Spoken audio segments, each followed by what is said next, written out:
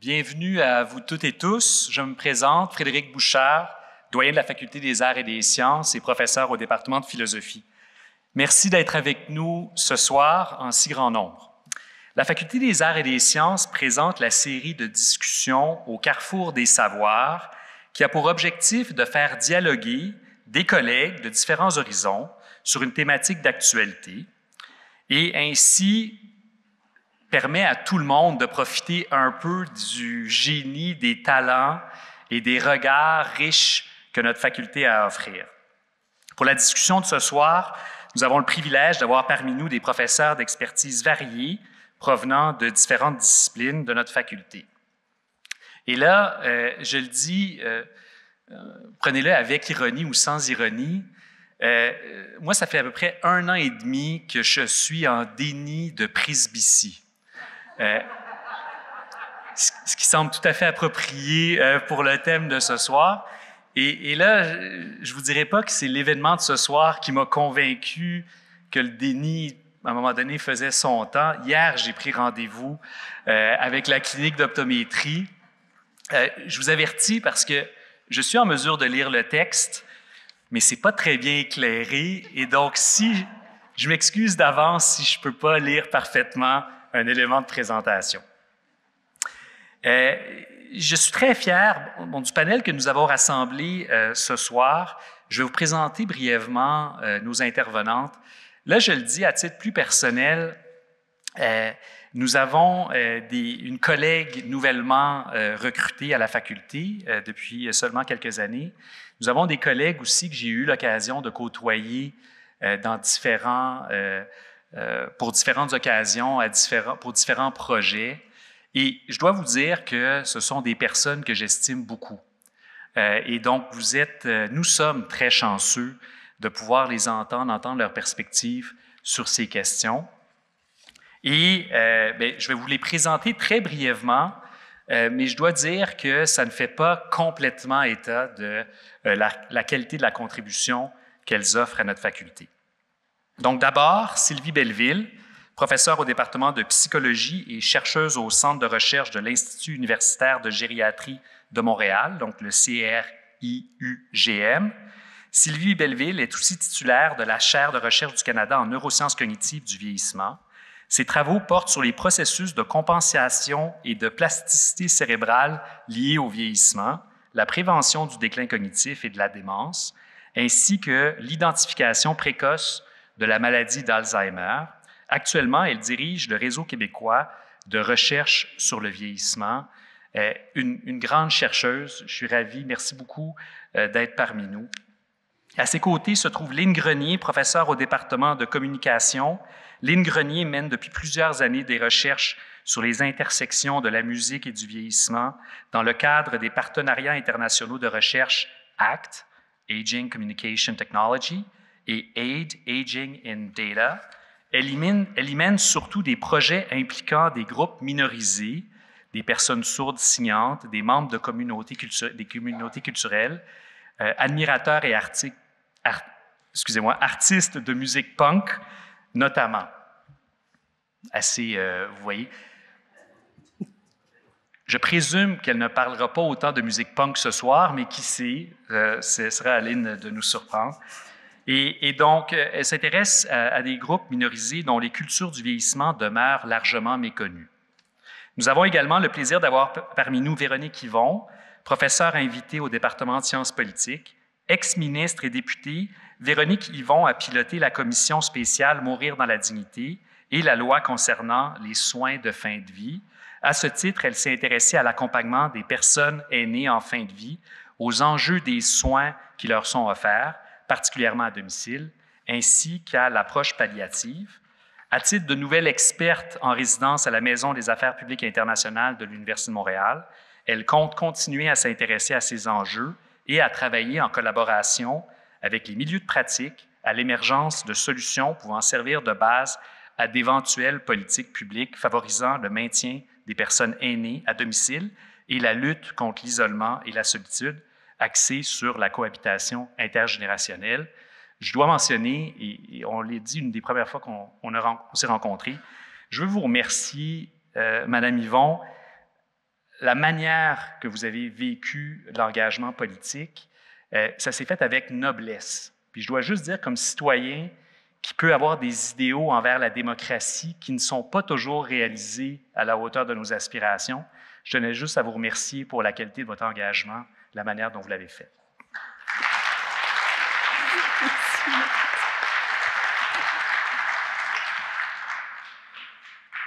Également à nos côtés ce soir, Maryse Soulière, professeure à l'École de travail social. Ses intérêts de recherche portent sur les personnes âgées en situation de vulnérabilité, notamment en lien avec les situations de maltraitance, les troubles neurocognitifs majeurs et les milieux d'hébergement et de soins de longue durée.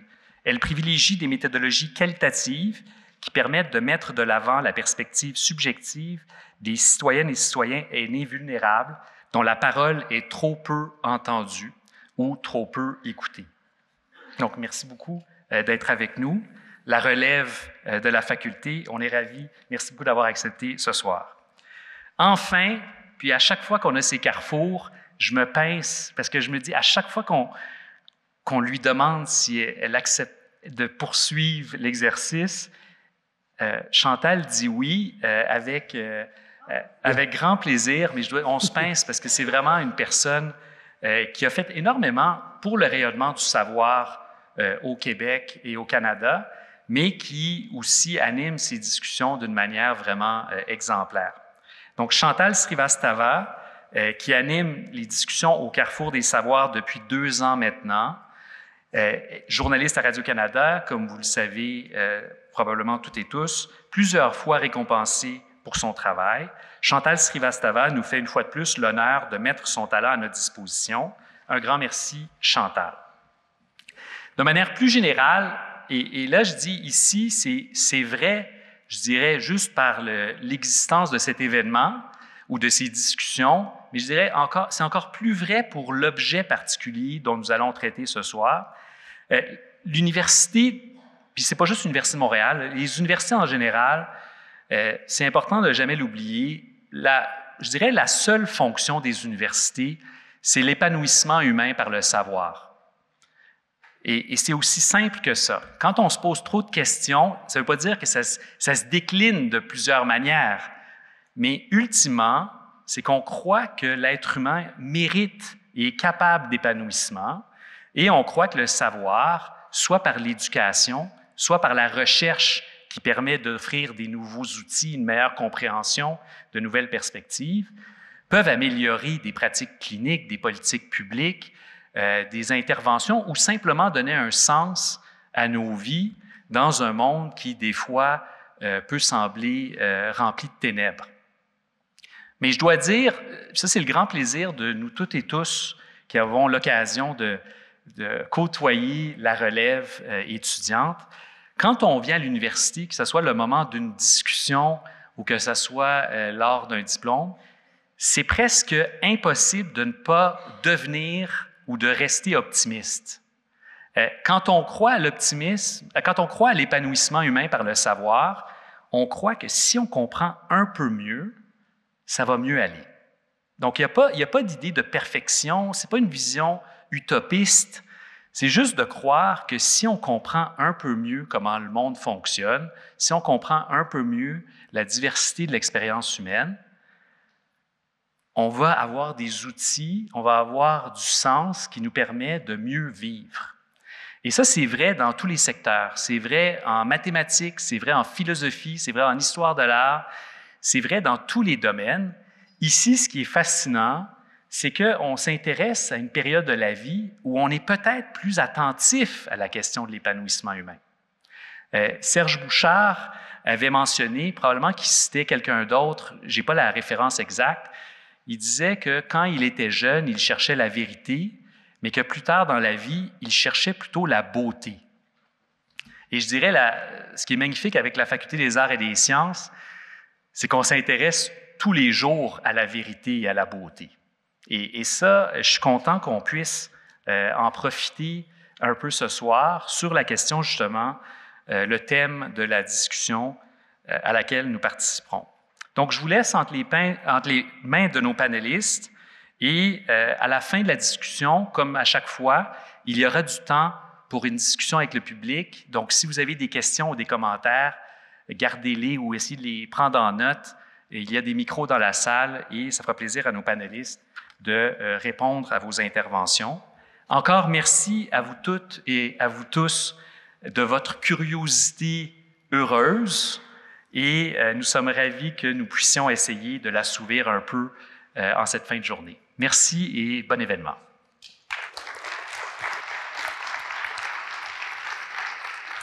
Bien, merci beaucoup, Frédéric Bouchard. Merci, Monsieur le doyen, de cet accueil. Merci à vous quatre d'être là et à vous aussi dans la salle.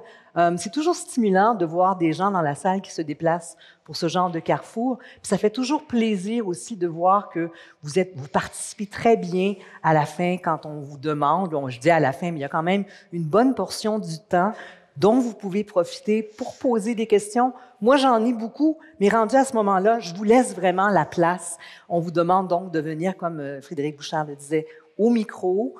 Brièvement, vous soumettez votre question. Dans un monde idéal, vous dites à qui vous l'adressez. Et donc, vous vous en tenez à des questions simples, formulées pour qu'il y ait des réponses concrètes qu'on puisse donner le plus possible. Je vous signale aussi, on ne l'a pas dit encore, que la rencontre est filmée. Donc, vos questions vont être filmées, vont être là pour la postérité en ligne aussi. C'est bien de le savoir. Puis, dans la mesure du possible, si vous pouvez éteindre les sonneries de vos téléphones cellulaires, ça sera apprécié aussi. Alors maintenant qu'on a dit tout ça, ben on plonge. Je regardais, puis avec les lumières, c'est difficile de voir les visages de tout le monde, mais juste une petite question comme ça à main levée.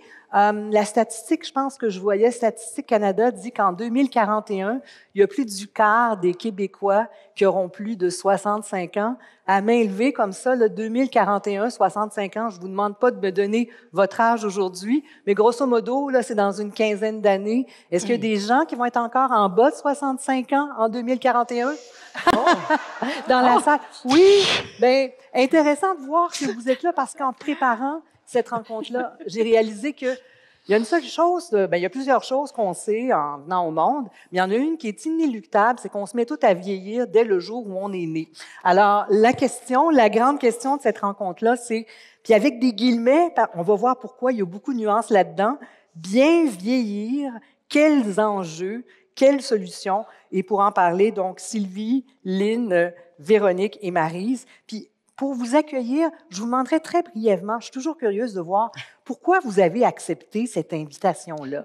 Quand vous vous êtes dit « oui, ça me tente », ça vous tentait de quoi? Sylvie. Ben moi, je pense que j'ai accepté avant même de finir de lire le mail, tellement j'étais excitée, parce que ça fait 35 ans que je travaille en vieillissement, et ça fait 35 ans que je dis que c'est important d'en parler. Et là, je trouvais ça une occasion extraordinaire de parler avec des gens qui aussi ont cette réflexion, puis aussi d'entendre les gens dans la salle. Donc, pour moi, c'est fabuleux. Lynn? Alors, je vais répéter un peu ce que dit Sylvie parce que c'était effectivement une invitation très stimulante. On n'en parle pas beaucoup du vieillissement, malgré tout. On en parle, mais rarement pour prendre le temps de réfléchir de manière aussi, je dirais, transversale dans les manières de les aborder, de tenir compte de ça. Me semblait particulièrement important de pouvoir venir parler avec d'autres collègues qui sont pas juste en santé, pas parce que je veux déprécier ce que font nos collègues dans les sciences biomédicales, mais c'est important et je trouve que le panel fait ça aussi, de donner la place à d'autres approches issues des sciences sociales et humaines pour comprendre le vieillissement dans d'autres dimensions que celles où parfois, dans le discours public, on tend à le restreindre. On fait ça dans un âge chronologique alors que c'est complètement autre chose. C'est pas juste une tranche de la population. C'est pas mécanique. Véronique? Ben moi, j'ai accepté parce que je suis maintenant davantage citoyenne que politicienne et professeure invitée aussi. Mais parce que comme citoyenne, je pense que le vieillissement, c'est vraiment un enjeu fondamental dans toutes ses couleurs, dans tous ses aspects. Puis justement, qu'on ait un panel aussi diversifié qui va montrer toutes ces couleurs et tous ces aspects, je pensais que c'était très riche. Puis comme politicienne, bien, compte tenu de différents dossiers que j'ai pilotés, j'ai vraiment été en contact, je dirais privilégié, avec toutes sortes de groupes d'aînés dans mon bureau de circonscription, avec des aînés qui vivaient toutes sortes de réalités.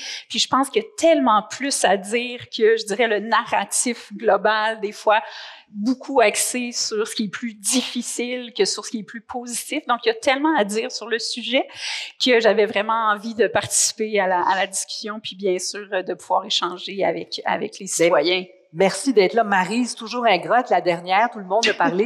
Mais je suis sûre qu'il y a un petit élément neuf pour vous avec la lunette du travail social. Un petit élément, oui, parce que en fait, moi, je travaille beaucoup avec les personnes qu'on pourrait penser qui ont mal vieilli. Donc, je trouvais ça très intéressant d'être invitée pour venir parler de comment, finalement, est-ce qu'on peut envisager un bien vieillir pour tous les citoyens qui sont en train de vieillir, incluant ceux qui sont peut-être en situation de vulnérabilité, ceux qui ont des problèmes de santé, ceux qui ont, par exemple, la maladie d'Alzheimer, etc.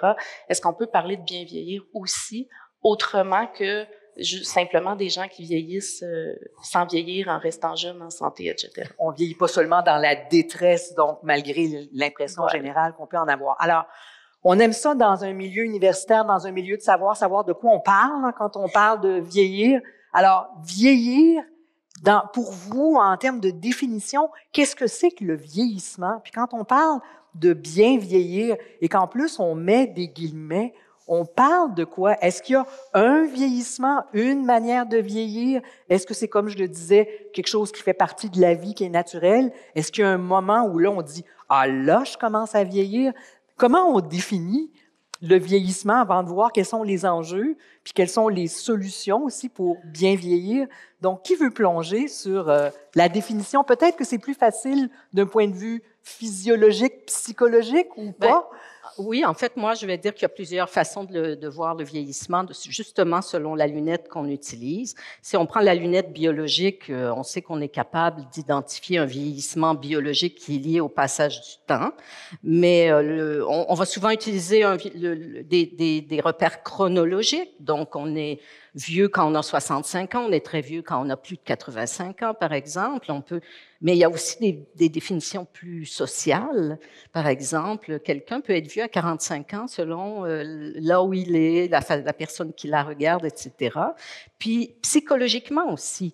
Moi, si je demande aux gens ici quel âge vous avez dans votre tête, je suis sûre que ça va pas du tout correspondre à votre âge chronologique et probablement ça va être quelques années plus jeune. Et ça, c'est intéressant aussi. Donc, l'âge biologique, l'âge chronologique, l'âge psychologique, tout ça, ça réfère à des choses différentes. Je pense que l'environnement aussi, puis Véronique, vous l'avez constaté sûrement en faisant des tournées dans votre commission sur les soins en fin de vie, mais il y a l'environnement aussi qui va faire changer la définition, puis la notion de bien ou de mal vieillir aussi beaucoup, le contexte.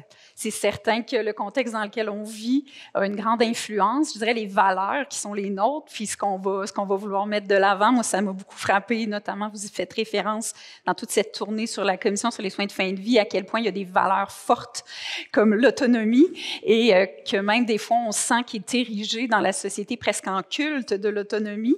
Puis je rejoins un peu Maryse là-dessus, à savoir que est-ce que parce qu'on a quelques pertes d'autonomie, ça veut dire que nécessairement on vieillit mal?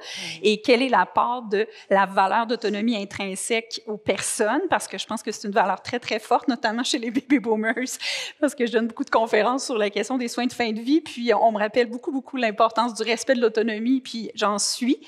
Mais jusqu'où aussi il y a un dialogue avec la communauté, puis la société en général, qui fait que peut-être qu'il y a une pression par rapport à ça aussi.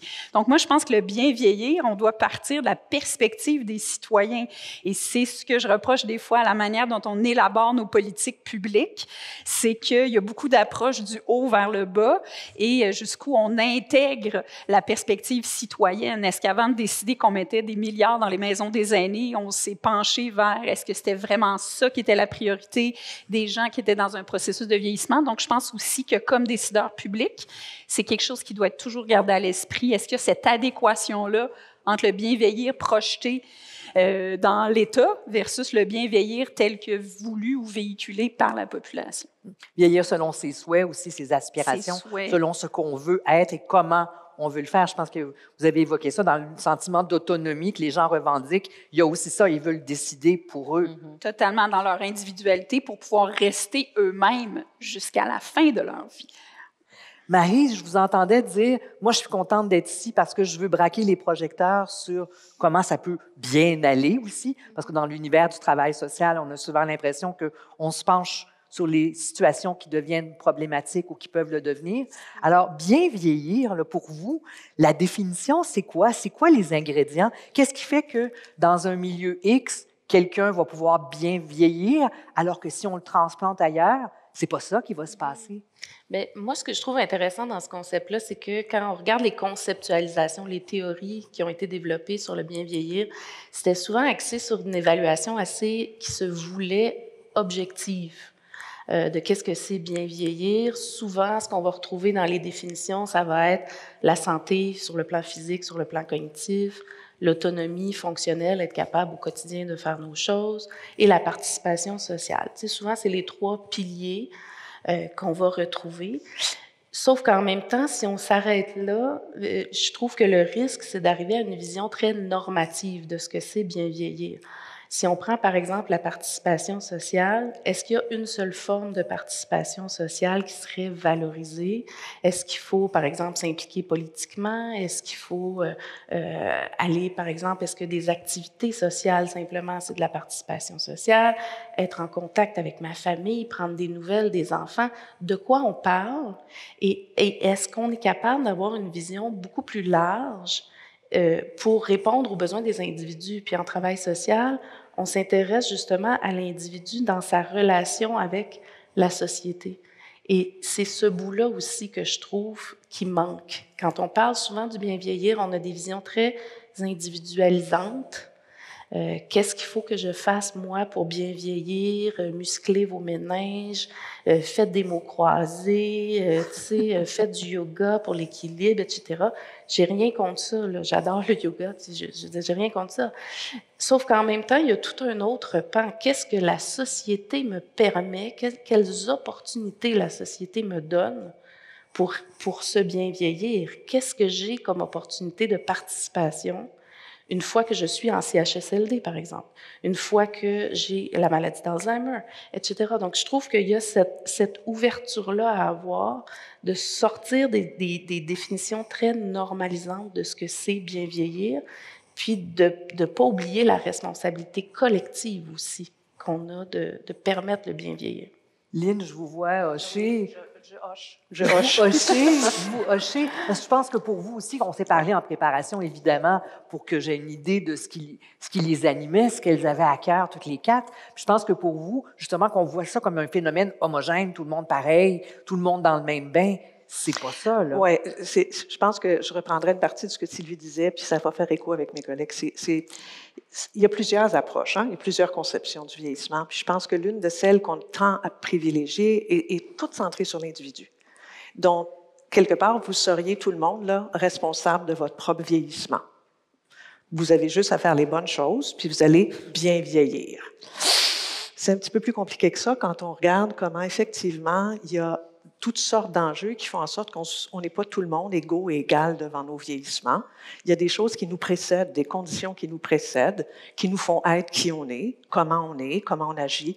On n'est pas totalement manipulé par ça, on n'est pas soumis, on a de la marge de manœuvre, mais il y a des choses qui façonnent les vieillissements individuels et collectifs, comme pas juste l'âge d'ailleurs, tu avais bien raison, l'âge qu'on ressent et l'âge chronologique acquis est une chose, mais la situation socio-économique, la classe sociale, le niveau d'alphabétisme, les langues parlées, le genre, la sexualité, toutes ces choses-là colorent les options possibles à l'intérieur desquelles les gens peuvent, et j'aime bien ton expression, qu'est-ce qui est permis comme vieillissement à l'intérieur de ces balises-là. Ce qui fait qu'effectivement, le bien vieillir, je suis un petit peu responsable des guillemets, je dois avouer. J'ai dit à Margot, bien vieillir, pas de vieillissement, pas de guillemets, c'est comme si on entérinait le fait qu'il y a une chose telle, unique, une seule façon de bien vieillir, alors que dans le fond, à chaque fois, il faut interroger. Je pense que c'est ça. Il faut interroger qu'est-ce que c'est que ce bien vieillir, pour qui,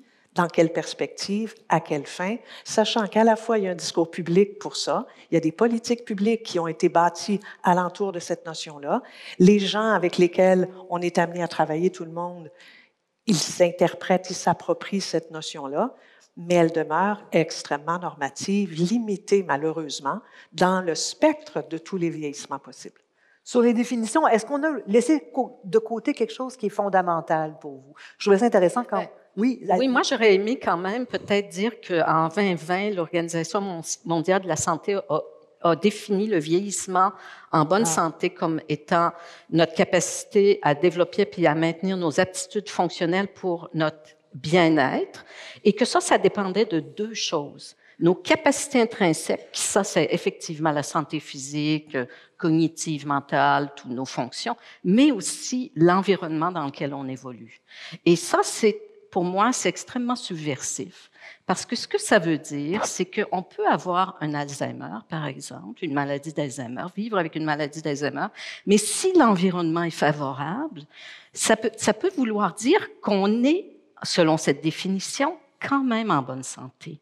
On vieillit quand même en bonne santé. On va bien vieillir, même oui, si on parce est que le vieillissement en bonne santé n'est pas défini ici comme étant strictement nos capacités, mais comme étant comment on peut interagir dans notre environnement, comment notre environnement nous permet de favoriser notre bien-être. Et ça, pour moi, c'est vraiment, ça rejoint un peu ce qu'on vient de dire, c'est-à-dire à la fois tenir compte des capacités de l'individu, pas nier ça, ça change, etc. Il y a des défis, mais aussi l'environnement qui peut favoriser ou pas le bien-être de l'individu quand il vieillit. Puis à partir du moment où on est dans une société, je l'évoquais tantôt, les statistiques parlent, elles donnent un aperçu de la situation mathématique démographique, mais à partir du moment où on dit que dans une quinzaine d'années, le quart des Québécois auront plus de 65 ans, est-ce que ça devient un enjeu, ça, quand on parle de bien vieillir? Est-ce que ça peut devenir une source de problème? Est-ce qu'il y a des enjeux qui vous préoccupent à cet égard-là? Quand on parle de bien vieillir et que la population est vieillissante, est-ce que ça peut devenir plus difficile, plus facile? Bien, quand on regarde les statistiques, plus de 80% des personnes de plus de 65 ans se trouvent en bonne santé au Québec. Alors, j'aime pas quand on ramène tout le vieillissement à sa portion enjeu, c'est épouvantable, il faut quand même reconnaître qu'il y a un bassin d'opportunités extraordinaire dans le vieillissement. On le voit là aujourd'hui. Ceux qui sont ici sont des gens allumés, qui veulent comprendre. Et donc, ça, c'est quelque chose qu'il faut aller mobiliser, favoriser. Et on a les outils politiques, sociaux pour faire ça, Véronique. C'est facile de faire bouger une machine, de prendre conscience au niveau social, politique, de ces enjeux-là et de l'importance que ça a. Si vous me demandez mon avis personnel, je trouve que la sphère politique n'a pas encore pris pleinement conscience de tous ces enjeux-là dans toute leur diversité. Et je trouve qu'elle se prive de tout un champ de travail qui, selon moi, devrait être prioritaire à plein d'égards, de valorisation d'abord des aînés, de la force des aînés. Là, je veux dire, on est conscient du vieillissement de la population au Québec, qui est une des sociétés les plus vieillissantes, mais dans lesquelles il y a aussi des opportunités, mais aussi en termes de participation pour alimenter. Je suis tannante avec ça, mais moi, mon expérience sur...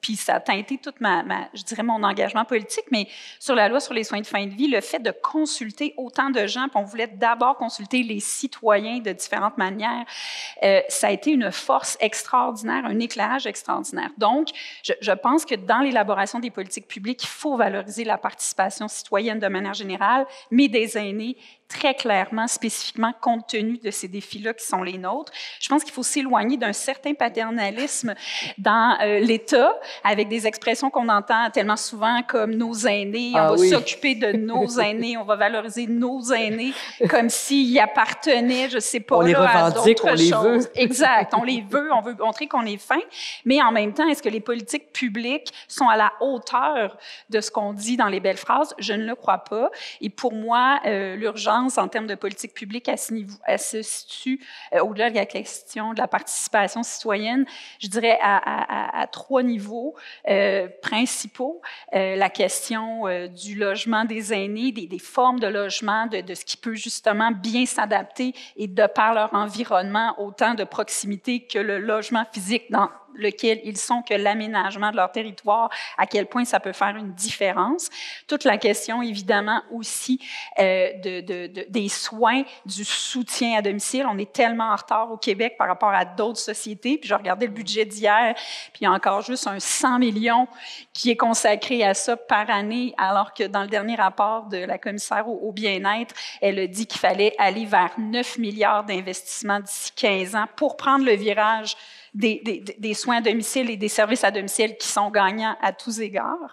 Et puis, évidemment, il y a aussi toute la question de l'isolement social, de la solitude, des enjeux de santé mentale qui, selon moi, sont beaucoup minimisés. Puis, en préparant je termine avec ça, mais en préparant l'intervention d'aujourd'hui, je retournais voir la politique de prévention en matière de santé. Et sur tout un document, il y a 2 toutes petites références à la réalité des aînés. Et je me disais que ça aussi, ça devrait être un feu qui clignote sur le tableau de bord des décideurs actuels, parce que si on ne prend pas le virage de la prévention aussi, c'est aussi une manière de s'éloigner du bien vieillir. Je me tourne vers vous, Maryse, Sylvie, Lynn. On a identifié certains enjeux avec Véronique, isolement, logement, soins, entre autres, là, les 3 principaux. Mais est-ce qu'il y a des enjeux qui vous tiennent à cœur, puis sur lesquels on ne focus pas, qu'on ne parle pas, qui sont dans l'angle mort, qui passent inaperçus? Puis vous dites, il me semble qu'on devrait peut-être se pencher davantage là-dessus, parce que quand on parle du bien vieillir, c'est quelque chose qui est important, puis qui pourrait nous jouer des tours, ou au contraire, qui pourrait être une source de vieillissement heureux, bienveillant. Lynn? Là, je vais parler pour ma paroisse parce que je vais vous parler de choses de communication. Mais on est dans un univers où on se fait dire que tout passe par le numérique. De plus en plus, tout passe par les technologies numériques. C'est quelque chose dont on ne parle à peu près pas en termes de vieillissement.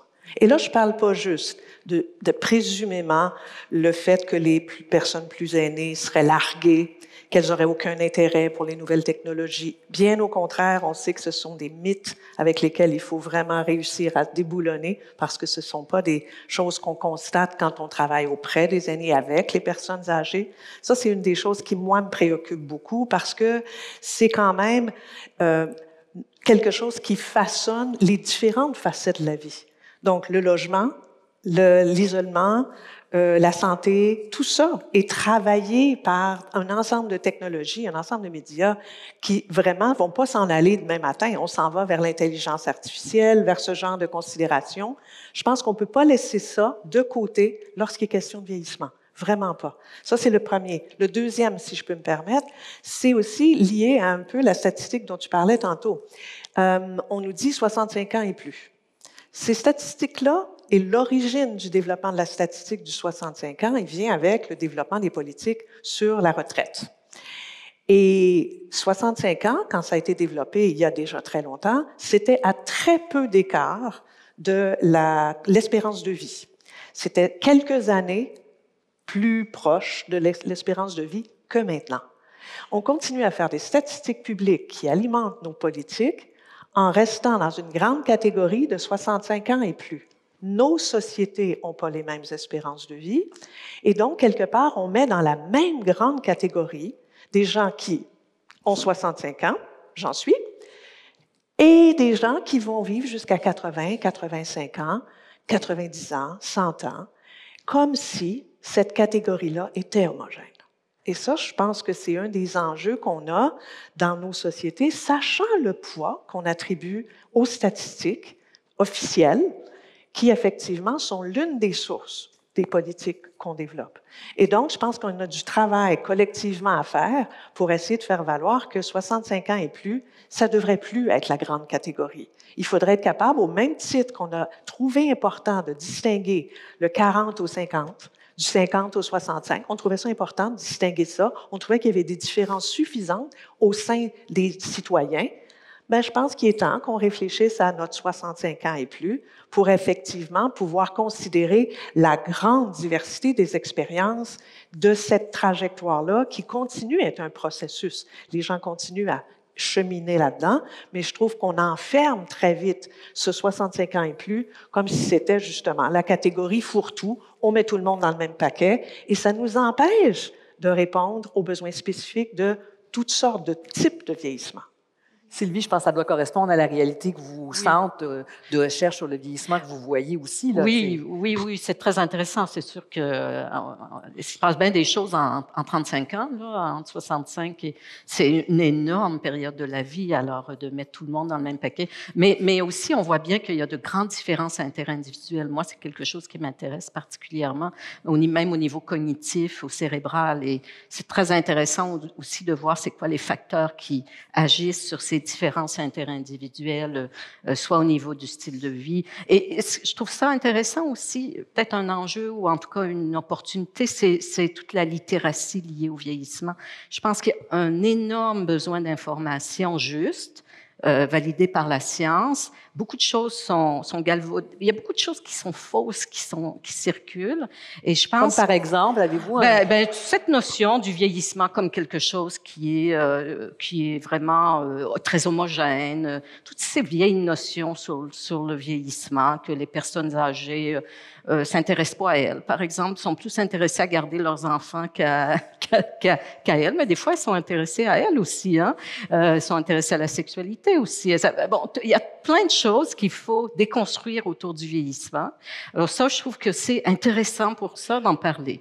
Donc, il y a beaucoup de littératie au niveau de la science et les personnes âgées ont envie de connaître, ils ont envie qu'on leur donne de l'information juste sur ce qu'ils peuvent faire, c'est sur quoi ils ont moins de contrôle aussi. Donc ça, je pense que c'est un autre enjeu important. Puis Maryse, avec vos lunettes plus de terrain, travail social, est-ce qu'il y a des enjeux? Vous en avez évoqué quelques-uns, là, mais si vous aviez à identifier des éléments, vous dites, on devrait donc se préoccuper plus de ça, moi, je ferais du pouce sur toute la question de l'autonomie, entre autres, là, tantôt, parce que je reviens au fait que moi, je travaille surtout avec des personnes âgées qui, justement, sont en perte d'autonomie ou qui ont des déficits cognitifs, CHSLD, tout ça. Donc, si on garde ces personnes-là en tête, je trouve, je reviens avec l'idée, cette notion-là d'autonomie qui est très, très forte, on associe toujours le bien vieillir au fait d'être autonome, d'être à domicile, chez soi, etc. Et quand la perte d'autonomie s'installe, si elle s'installe ou si la maladie s'installe, on arrive avec des situations où il y a vraiment beaucoup de pression, à la fois sur la personne, qui dit « Mon Dieu, si je m'en vais en CHSLD, c'est un échec, ma vie est terminée, etc. » À la fois sur les proches aussi aidants, parce qu'on n'en parle pas, là, on n'en a pas beaucoup parlé encore, mais cette notion-là de bien vieillir, souvent, ça implique des personnes autour de nous. Dans l'état actuel des services à domicile, honnêtement, il ne faut pas penser que c'est le CLSC qui va nous permettre toujours de rester de façon autonome à la maison quand la perte d'autonomie s'installe. Donc, est-ce que les proches aidants sont en train de s'épuiser autour de nous? Et donc, cette idée-là de bien vieillir, qui aurait juste un modèle, alors que moi, ce que j'ai vu dans ma pratique, justement, c'est qu'il y a des gens qui vieillissent très bien en CHSLD. On vient de dégager certains proches aidants. Donc, et il n'y a pas que des belles histoires non plus en CHSLD, c'est pas ce que je dis.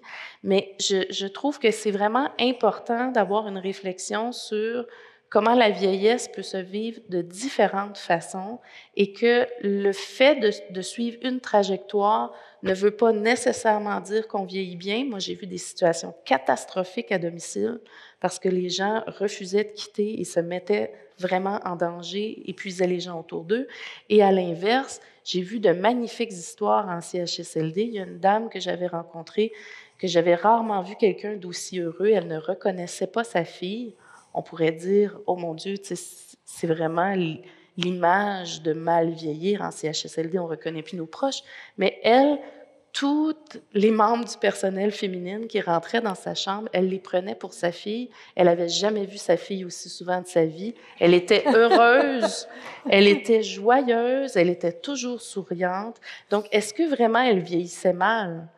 Et donc, ça vient comme bousculer les images qu'on a de qu'est-ce que c'est bien vieillir. Puis je pense que ça, c'est important pour permettre justement à tout le monde d'envisager le vieillissement d'une façon positive et pas justement avoir des discours que si je perds mon autonomie, il n'y a point de salut, je vais demander l'aide médicale à mourir, etc., etc. T'sais. Alors, il y a vraiment, je trouve, des conséquences importantes à ces visions-là très restrictives de ce que c'est de bien vieillir. Véronique, je vous voyais... Je voulais juste rebondir parce que pourrais pas être plus d'accord, dans le sens que moi, ça m'a beaucoup confrontée. Les derniers travaux sur l'aide médicale à mourir auxquels j'ai participé, qui sont sur toute la question de la demande anticipée, par exemple pour les personnes qui sont atteintes d'une maladie neurocognitive qui peut mener à l'inaptitude, avec laquelle je suis favorable. C'est juste que dans certains témoignages qu'on entendait, le principe de l'autonomie était tel qu'on entendait plein de gens nous dire « Moi, vous savez, là, le jour où on me dit que je ne peux pas rester chez nous, c'est sûr que je demande l'aide médicale à mourir. » Puis je me disais d'une part, « Wow, qu'est-ce que ça veut dire comme société? Comment on a échoué comme société à montrer qu'il y a d'autres choses puis qu'on peut peut-être s'épanouir puis bien vivre aussi en CHSLD. » Je ne suis pas en train de dire que tout est parfait non plus, parce qu'il y a tout un travail à faire sur nos CHSLD puis différentes formes de logement, puis vivement le maintien à domicile tant qu'on peut aussi, mais d'avoir ces cris du cœur-là, ça doit quand même t'interpeller comme décideur public de dire « Wow, les messages sur ce qu'on fait de correct ou pas correct dans le vieillissement ne sont pas tout à fait là. » Puis jusqu'où cette notion d'autonomie est tellement présente que ce serait un échec de vie de devoir vivre ailleurs ou d'être dépendant. Puis, à un moment donné, je pense juste qu'il faut se questionner, tu sais, jusqu'où un petit peu de dépendance est si nocif.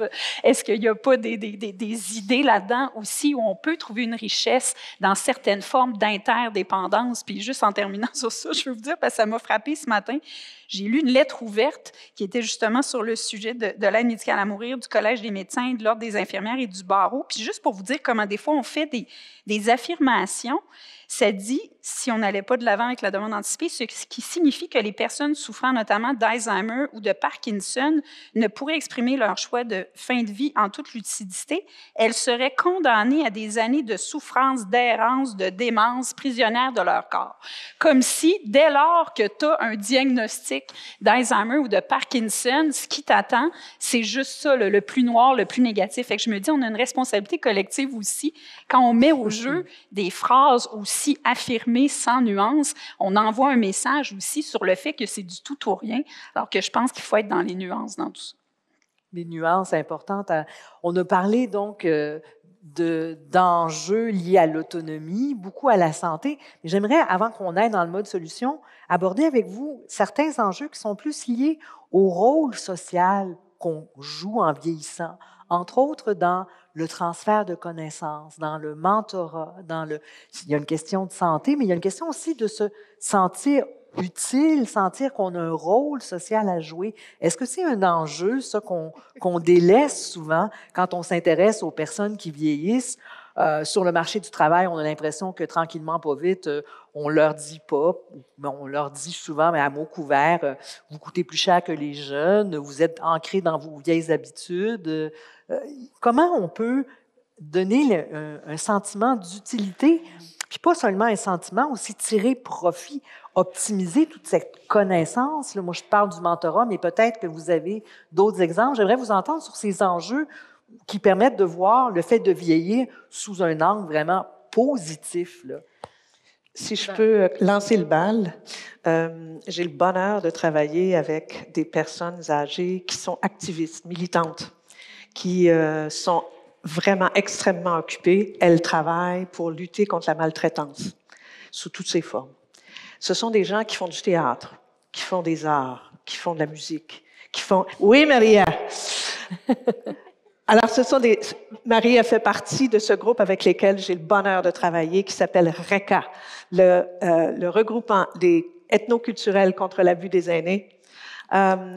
Et je trouve que c'est l'une des manières, moi, apprenant de ces personnes-là avec lesquelles j'ai le bonheur de travailler, de voir à quel point c'est pas une question de cesser d'être utile ou pas, c'est plutôt une façon de reconnaître les formes des solidarités qu'on tend à minimiser de nos jours, alors qu'elles sont centrales, elles sont fondamentales. L'interdépendance, pour moi, ça vient avec la reconnaissance qu'on est tous et toutes vulnérables à des degrés divers, et aussi le fait de pouvoir vivre dans et à travers des formes de solidarité.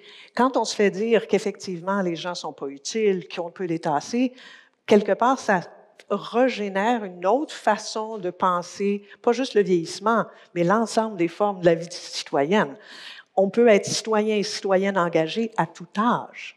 Et si on encourage les différentes formes de solidarité, ben, on est capable à ce moment-là d'encourager les façons de l'entraide, des formes d'entrer en rapport avec toutes sortes de choses. Et là, j'insiste, toutes sortes de choses, parce que c'est pas juste être entré avec des rapports avec des gens, c'est rentrer en rapport avec des humains, des non-humains, des animaux, des objets, des pratiques artistiques, toutes sortes de choses. Donc, oui, je trouve que c'est absolument central en faisant attention de pas voir dans la participation l'espèce de... Moi, je me rappelle très bien dans une autre recherche qu'on avait menée dans des résidences pour personnes âgées où il y a des concours de musique. Je reviens toujours avec musique, c'est ma porte d'entrée.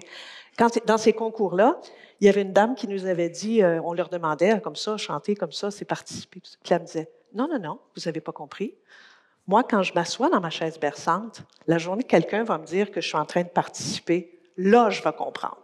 Pour elle, se bercer, c'était une façon d'honorer, une façon d'être au monde pendant un temps, et après ça, elle continue autre chose. Pour moi, c'est ce genre de trucs-là, on les tasse. C'est pas participer, ça il se laisse aller. Eh bien non, elle se laissait pas aller. Elle se laissait aller sur sa berceuse, puis croyez-moi, elle faisait plein de choses sur sa berceuse. Et je trouve que c'est des choses auxquelles il faut penser, même si elles sont pas aussi saillantes dans nos discours publics. On va arriver bientôt à vous puis à vos questions. Préparez-les, mais on a parlé des enjeux, on a parlé d'une définition. Maintenant, il faut qu'on parle un petit peu des solutions. Hein. Puis là, j'aimerais ça que vous nous permettiez de voir un peu à travers le bagage de connaissances que vous avez toutes, des trucs qui marchent ou des projets que vous avez en cours, puis dont vous auriez envie de nous parler.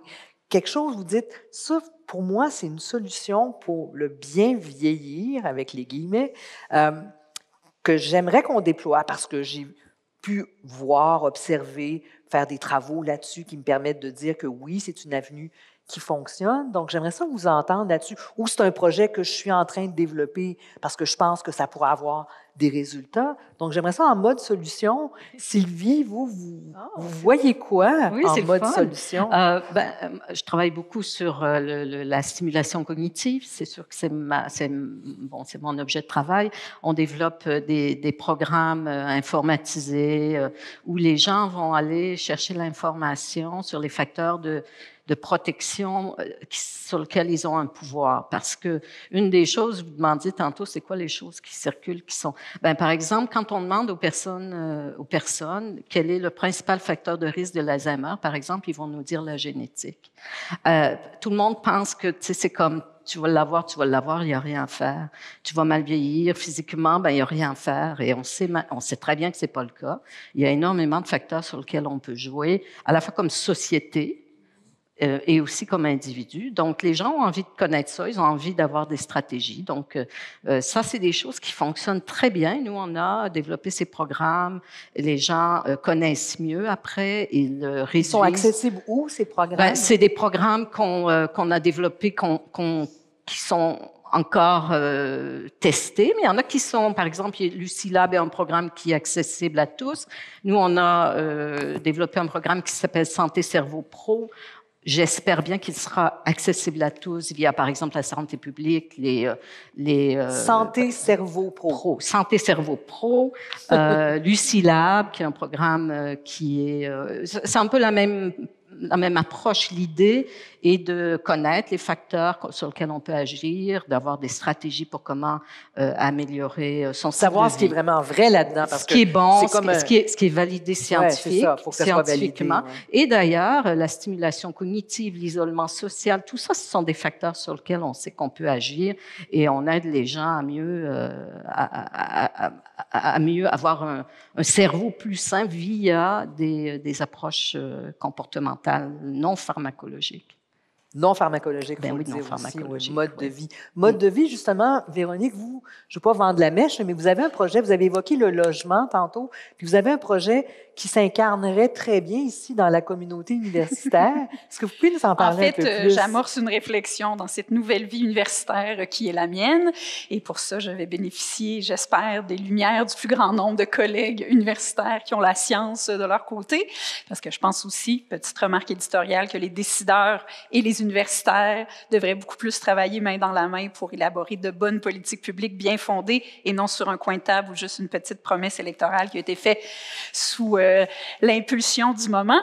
Donc, tout ça pour dire que j'ai envie d'appliquer ça dans ma nouvelle vie universitaire et donc, j'ai cette idée pour répondre à la fois aux objectifs un peu de briser l'isolement, la solitude, de pouvoir favoriser différentes formes de logement, de maintien à domicile, puis d'alliance un peu intergénérationnelle hors cadre familial, de réfléchir à des options de logement bigénérationnel entre jeunes, notamment étudiants ou jeunes travailleurs et aînés, soit au domicile des aînés, mais le tout ou dans des résidences, par exemple, où on favoriserait une cohabitation, des parties privatives, on en discutait tantôt, des parties communes, puis un échange en quelque sorte de bons procédés, de partage intergénérationnel, mais aussi de jeunes qui peuvent aider à des petites activités du quotidien pour les aînés, puis en même temps qui bénéficient d'un toit à coût modique et qui pourraient être encadrés par le milieu communautaire qui viendrait s'assurer d'un bon jumelage, du bon respect des ententes, et puis le gouvernement qui pourrait s'impliquer, par exemple, en finançant ces programmes-là pour que ce soit justement financièrement gagnant de part et d'autre. Et je pense que c'est des manières, c'est pas un seul modèle ou moule qui m'intéresse, mais c'est d'éclater un peu les formules parce qu'on sait que l'isolement, contrairement à ce qu'on peut penser, oui, il est très présent chez une partie des aînés. C'est pas le lot de tous les aînés, mais il est aussi présent beaucoup chez les jeunes et post-pandémie notamment. Donc, en favorisant des échanges comme ceux-là, hors cadre familial, qui des fois ont une charge émotive plus grande, je pense qu'on serait capable d'avancer dans les dyades, mais socialement, puis sociétalement aussi, que ça pourrait être des projets très, très porteurs. Donc ça, c'est une des choses sur lesquelles j'espère pouvoir travailler. Maryse? Mais moi, je pense que les solutions, il faut que ça passe d'abord par arrêter de percevoir les personnes aînées strictement comme étant aînées. Tu sais, il y avait un exercice que je faisais souvent avec mes étudiants au baccalauréat dans le cours pratique auprès des personnes aînées. Je leur demandais qu'est-ce que c'est une aînée, tu sais, remue-ménage. Là, c'était assez négatif. Je ne sais pas si je vous apprends quelque chose. Donc, tu sais, les pertes d'autonomie, bon, etc., etc. Et là, je disais, OK, la moitié du tableau. Et là, maintenant, parlez-moi de votre grand-mère ou parlez-moi de votre grand-père. Et là, étrangement, c'était très positif, tu sais. Et donc, si on arrête de voir les personnes aînées à travers les stéréotypes, les idées préconçues, on est capable de voir que, c'est quelqu'un dans ma famille qui m'apporte du soutien. C'est peut-être un collègue de travail qui est près de la retraite. Est-ce qu'il y a moyen d'aménager dans le milieu de travail une contribution pour les retraités qui pourraient continuer de contribuer comme mentor, comme etc. C'est un voisin, c'est un citoyen, etc. Puis je pense que les solutions, donc, c'est comme sur tous ces plans-là qu'on peut les envisager. Changer nos lunettes Ouais. un peu, c'est ça, là. Avoir une panoplie de lunettes plus diversifiée, moins d'œillères. Lynn? Pour changer ces perspectives-là, justement, une des façons, en tout cas moi, dans les travaux que j'ai le plaisir de faire avec mes collègues dans les différents partenariats, c'est de faire de la recherche participative. Ça veut dire de travailler non pas sur ou à propos des personnes qui vieillissent, mais bien avec. Dans toutes sortes de mouvements sociaux au cours des 15 dernières années, on a entendu et on a vu émerger des choses comme « nothing about us without us », excusez le français, donc rien qui se ferait à notre propos sans qu'on ait un apport à y faire. Moi, je le traduis en disant il est temps qu'on ait ce même regard-là qu'on a eu sur les personnes vivant avec différents handicaps, on l'a eu avec toutes sortes de groupes. Il est temps qu'on fasse la même chose et qu'on considère que les personnes, différents types de personnes qui vivent dans des cultures du vieillissement différentes, dans des situations différentes, je pense, moi, aux personnes sourdes, je pense aux personnes racisées, je pense à toutes sortes de gens comme ça. Il faut qu'on puisse travailler avec ces personnes-là. Là, tu disais tantôt, c'est top-down la plupart du temps. Là, il est temps qu'on change le fusil d'épaule, qu'on mette à profit les gens qui ont ces bagages, qui ont ces connaissances, qui ont des idées, qui ont des projets, qui sont innovants. C'est pas vrai qu'ils sont tous en train... regardez, est-ce que ici on se dirait que tout le monde qui vieillit a cessé d'avoir des nouvelles idées, peut pas innover, peut pas inventer, peut pas être créatif ou créative, loin de là. Donc, j'ai l'impression qu'il faut vraiment... L'une des choses qui marche, c'est de bénéficier de l'apport des personnes dans la définition de leurs priorités, leurs goûts, leurs envies, y compris dans des choses banales comme « j'aimerais pouvoir faire tel type d'activité ». C'est banal, mais c'est central à la vie. Ça colore le fait d'être pas juste un aîné, mais une personne, une citoyenne, un citoyen. Je me tourne maintenant vers vous parce que là, c'est le moment de vous manifester. Si vous avez des questions pour les invités, des choses dont on a moins parlé, qui vous tiennent à cœur. Moi, il y en a une, le temps que vous vous dégeliez, là, qui m'interpelle. Puis, on est ici, moi, je suis une Srivastava, mais de mon père. Mon bagage culturel, j'ai été élevée par une Québécoise de souche, comme on les appelle, du bas du fleuve. Mais il y a aussi toute l'intégration des façons de vieillir de gens venus d'ailleurs, qui sont nés ailleurs, qui ont immigré ici. C'est un enjeu, ça aussi. C'est une richesse aussi. Moi, je sais que de mon côté paternel, vieillir, c'était devenir une personne qu'on respectait pour sa sagesse. Il y a beaucoup d'apprentissage aussi, puis d'intégration aussi à faire de ce côté-là. Est-ce que c'est quelque chose dont on commence à se préoccuper dans le champ de la recherche, entre autres? Oui, bien sûr. Ouais. Comment ça se manifeste? Moi, je peux donner un exemple. Un des projets sur lequel on travaille, c'est un laboratoire vivant qu'on fait ici dans Côte-des-Neiges, qui est un quartier très diversifié, multiethnique. Donc, on travaille avec la bibliothèque et on travaille avec la Maison de la Culture. Et eux sont beaucoup avec des gens de toutes les cultures. Et donc, moi, je travaille avec elles pour identifier des façons qu'elles auraient de mieux travailler avec les aînés et aussi de développer des activités qui sont stimulantes cognitivement tout en étant intéressantes, puis culturelles, etc. Mais elles nous ramènent tout le temps cette notion de attention, il y a différentes cultures ici, elles ont différentes valeurs, et ça, c'est intéressant parce que c'est plus de la recherche participative, donc c'est de la co-création, on travaille avec elles, mais elles nous amènent toujours ce point de vue de la personne âgée, immigrante, avec sa vision différente du vieillissement.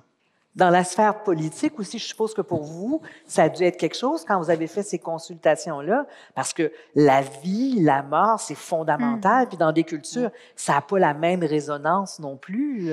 Tout à fait, puis c'était vraiment intéressant parce que quand on débattait de tout ça, il y avait ça venait vraiment nous chercher dans notre rôle, je pense, le plus noble de représentant comme élu de la population et non pas de représentant d'un parti ou d'un programme.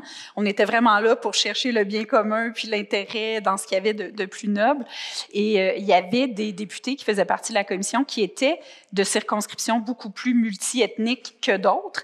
Et ils avaient des sensibilités qu'ils apportaient autour de la table sur toutes ces visions-là, notamment sur l'autonomie versus la valorisation de l'entraide, de l'interdépendance, qui étaient très différentes.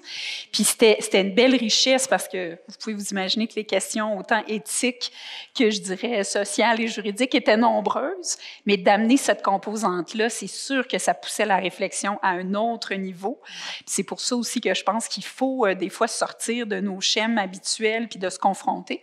Puis les gens qui viennent de d'autres cultures nous invitent à le faire ou nous forcent à le faire aussi. Les lumières me cachent, mais est-ce que je vois quelqu'un au loin, oyez, qui est devant un micro avec une question? On vous écoute. Bonsoir et merci beaucoup pour toutes vos réflexions que j'ai trouvées très intéressantes, en particulier nous faire voir plus la diversité des situations, de la façon de vieillir. Il y a un point que sur lequel j'aimerais vous entendre, c'est le pouvoir politique des aînés. On entendait parler dans le passé du pouvoir gris. Moi, ça fait longtemps que je n'ai pas entendu cette expression-là. Je pense qu'on voyait là-dedans la venue d'organisations de personnes aînées, âgées, qui allaient prendre la parole et plus organisées, de façon plus organisée, plus articulée. Mais il me semble que ça n'existe pas ou très peu. La médiatisation de la parole des aînés, ça se fait peut-être, en tout cas, moi, il me vient l'image de la revue Le Bel Âge, j'ai rien contre, mais je veux dire, s'il n'y a pas autre chose que ça, je ne parle pas juste de la médiatisation, mais la prise de parole articulée politique. Quel est votre point de vue là-dessus? J'aimerais bien se rendre. Merci. sur la participation politique, donc les voix aînées dans la sphère publique, finalement? Bien, moi, je pourrais peut-être, je suis d'accord avec vous, j'aimerais qu'on en voit plus, qu'on entende plus. Je pense quand même que c'est important de souligner qu'il y a des associations pour aînés qui font des revendications politiques, qui prennent de la place. Je pense à la FADOC, entre autres, les clubs de l'âge d'or, là, ça a commencé, c'était très loisir, là, on va dire, mais qui se sont vraiment organisés et qui font des représentations politiques, tout ça. Je pense à l'AQDR, l'Association québécoise de défense des droits des retraités. Il y a certaines associations de retraités, de l'enseignement, entre autres, etc. Donc, qui se sont beaucoup politisées, je trouve, au cours des dernières décennies. Maintenant, je vous rejoins très bien en disant que c'est pas nécessairement des associations qui représentent les intérêts de tous. C'est pas non plus... Tu sais, est-ce que tous les aînés se retrouvent dans les revendications que portent ces associations-là, ces regroupements-là? Je pense pas. Et donc, je pense effectivement qu'il y aurait de la place pour autre chose et aussi, je trouve, pour d'autres formes de participation politique, parce que c'est pas nécessairement tous les aînés qui vont être attirés à dire, ben, je vais aller m'impliquer à la QDR, par exemple. Ça répond pas aux façons de faire de tout le monde. Donc, je pense que oui, ça serait intéressant de diversifier davantage. Je vous rejoins. Lynn, vous vouliez... Oui, je voulais juste rajouter un petit point, c'est qu'il y a effectivement, c'est un souci, je trouve que c'est un souci réel et c'est un enjeu, je pense. Sauf que, un peu dans l'esprit où disait Maryse, moi, j'espère qu'on pourrait imaginer quelque chose de beaucoup moins centralisé que ce qu'on avait comme pouvoir gris, ou un peu de la même manière que décentraliser les lieux et les modes d'expression et d'implication politique et d'engagement, ça me semble important parce que ça nous permettrait de reconnaître le travail réel que font beaucoup de groupes qui sont peut-être pas ni la FADOC, ni les grosses associations, mais qui font du travail sur le terrain auprès des personnes comme elles et avec d'autres personnes âgées. Et ce sont des travaux qui vont se faire vraiment à partir de circonstances de vie liées à, justement, l'intégration, la trajectoire de migration, l'ensemble des formes de maltraitance, l'alphabétisation, plein de choses, plein de dossiers sur lesquels les gens interviennent, mais ça n'a pas d'écho, ça ne trouve pas beaucoup d'écho sur la place centrale. Cette décentralisation-là, elle peut être importante si on y retrouve aussi de la place pour lui donner des échos différents. Véronique? Je dirais que les groupes organisés sont quand même très présents dans les débats sur les politiques publiques, là, ceux auxquels Maryse faisait référence. Ce qui aide un peu, ou qui pourrait être vu comme du pouvoir gris, c'est que les décideurs savent que les aînés votent massivement par rapport aux générations montantes, donc ils ne peuvent pas être complètement ignorés. Ceci dit, souvent, c'est plus les groupes plus organisés qui sont plus entendus. C'est pour ça que je dis, moi aussi, qu'il faut inverser davantage la pyramide. Puis il y a des choses qui me frappent, comme plutôt que d'aller vers des réflexions plus transversales puis plus participatives, je constate des choses dans des décisions de l'État où on va vers plus de centralisation. Ou, comme par exemple le secrétariat des aînés, il existait, il était transversal. Là, on l'a intégré comme une direction du ministère de la Santé et des Services sociaux qui déjà donne un angle très santé, alors qu'on veut au contraire favoriser différentes perspectives. Mais ce qui aide, c'est ça, c'est le fait que les décideurs savent que les aînés votent, donc il faut quand même en prendre compte un peu. Je ne veux pas avoir l'air trop cynique, c'est pas ça du tout, mais c'est une réalité quand on entend les discours politiques. Mais je pense que le vrai défi pour de bonnes politiques publiques, c'est plutôt de toujours mettre au jeu une idée, comme je le disais, qui vient d'en haut et sur laquelle on fait réagir. C'est de partir de la base de ce qui interpelle aussi les aînés dans toute leur diversité et de partir de ça un peu comme on le voit avec maintenant l'émergence de budgets participatifs où on invite les gens à venir dire c'est quoi leur priorité. Je pense que ça, c'est le prochain défi pour les questions de vieillissement notamment. Merci. Oui, votre question? Bonsoir, merci. Excusez ma voix. Félicitations à vous tous, c'est génial. Moi, je suis un patient partenaire. Je travaille à l'UDM puis à Ocean. J'ai un parcours de vie avec 14 chirurgies dans les dernières 10 années. Mais depuis 2002, octobre 2002, je suis devenu un proche aidant de ma vieille mère de 85 ans qui est atteinte d'Alzheimer. On a parlé, je sais que Maryse a parlé un petit peu de la prochaine danse. Oui. Il y a le projet de loi 76. D'ailleurs, Madame Yvon, on s'ennuie de vous en politique. Honnêtement, Hey, là. vous êtes vraiment bon pour moi ce soir. Là. Mais honnêtement, vous êtes incroyable. Vous avez été rassembleuse dans le cadre du projet de loi sur l'aide médicale à mourir. Mais je reviens sur le projet de loi 76. En quoi nous, proches aidants, pouvons aider à faire en sorte que nous... Je veux pas dire le mot, parce que je suis d'accord avec vous en lien avec le 65 ans et plus. Il devrait y avoir un autre bracket d'âge. Mais quel rôle les proches aidants pourraient jouer? Puis comment on peut les soutenir? Oui, les soutenir, parce que on est plus d'1 million au Québec à être impliqués à différents niveaux. Sans les proches aidants, le système de santé craquerait partout. C'est incroyable. Puis si vous me donniez le choix de refaire mon parcours de vie avec la maladie, les 14 chirurgies, les centaines et les centaines de rendez-vous, et qu'en contrepartie, vous m'enleviez mon rôle de proche aidant, je choisis les 14 chirurgies puis les 10 années. C'est pour vous montrer à quel point le proche aidant est essentiel dans le bien vieillir. Je sais pas c'est peut-être plus un commentaire. Un commentaire sur le proche aidant, oui. Mais j'aimerais avoir votre opinion sur la proche aidance, sur le projet de loi 76. C'est un pas dans la bonne direction, soit dit en passant. Votre question, merci. Merci pour votre question, monsieur. Donc, sur la proche aidance, puis leur rôle aussi dans le bien vieillir, on l'a évoqué, mais c'est quand même central, Maryse. C'est central. Je pense que ça a été bien dit. Là, c'est pas possible présentement de s'appuyer seulement sur les réseaux, les services publics quand la maladie, les pertes d'autonomie s'installent de façon temporaire ou permanente. Donc, je pense que les proches aidants, moi, ce que je trouve rassurant, ce que je trouve qui me donne de l'espoir, je dirais, c'est que je trouve que dans la dernière décennie, peut-être 2 décennies, on parle de plus en plus des proches aidants dans les politiques, dans les projets de loi qui s'en viennent et tout ça. Je trouve que ça n'a pas encore atterri complètement dans les services. Qu'est-ce qu'on fait pour soutenir les proches aidants? Comment on peut actualiser ça? Mais on commence à reconnaître publiquement l'importance des proches aidants. Là, je trouve qu'on est rendu à l'étape et que ça traîne un peu, selon moi, où il faudrait que cette reconnaissance-là se traduise dans des choses beaucoup plus concrètes pour aider de façon importante là, les proches aidants. Donc, voilà. Bien, merci pour votre réponse. Je vois là-bas, vous êtes 3, j'ai de la misère avec vous êtes 3 personnes, oui, madame.